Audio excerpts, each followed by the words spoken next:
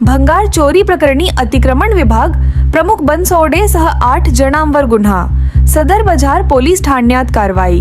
कनिष्ठ अभियंता स्टोअर कर्मचाऱ्याचाही समावेश। सोलापूर महानगरपालिकेच्या अतिक्रमण विभागात जप्त करण्यात आलेले लोखंडी भंगार साहित्य चोरीला जात असल्याचा धक्कादायक प्रकार उघडकीस आला असून या प्रकरणी अतिक्रमण प्रतिबंधक अधीक्षकासह 8 जणांविरुद्ध सदर बजार पोलीस ठाण्यात गुन्हा दाखल करण्यात आला आहे।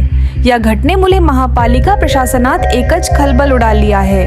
महापालिकेच्या आवारातील गोडाऊनमधून अतिक्रमण मोहिमेत जप्त केलेले जुने लोखंडी भंगार साहित्य टेम्पोमधून बाहेर नेत असताना चालकाला रंगेहात पकडण्यात आले। या प्रकरणाची गंभीर दखल घेत उपअभियंता अविनाश अशोक वाघमारे यांनी सदर बजार पोलीस ठाण्यात फिर्याद दाखल केली।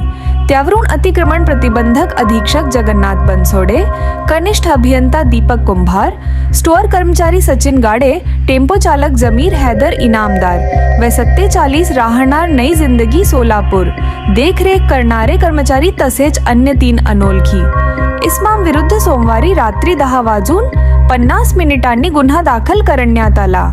फिर्यादीत नमूद केल्यानुसार अतिक्रमण मोहिमेत जप्त केलेल्या साहित्याची देखरेख करणे तसेच दंडात्मक पावती देऊनच साहित्य सोडण्याची जबाबदारी संबंधित अधिकाऱ्यांवर होती। मात्र कोणतीही अधिकृत परवानगी न घेता आणि दंडाची पावती न फाडता सरकारी भंगार साहित्य चोरीने बाहेर पाठवले जात असल्याचे उघड झाले। या प्रकरणात संबंधित अधिकारी व कर्मचाऱ्यांनी आरोपींशी संगनमत करून चोरीस मदत केल्याचा आरोप करण्यात आला आहे। पोलिसांनी कारवाई करत मालवाहू टेम्पोसह सुमारे 1,30,000 रुपयांचा मुद्देमाल जप्त केला आहे। या घटनेचा पुढील तपास सदर बजार पोलीस करत आहेत। सोलापूर महानगरपालिकेच्या मागच्या गेटला जिथं स्टोर रूम आहे, जिथं जे रोज कारवाई होत असतात त्याचं जे भंगार जे खोके जिथं जमा करतात, तिथं एक प्रायव्हेट गाडी सकाळपासून दुसऱ्यांदा भरून जात असताना एका सुज्ञ नागरिकांनी मला फोन केला की साहेब इथं प्रायव्हेट गाडी बाहेर भरून चाललेली आहे।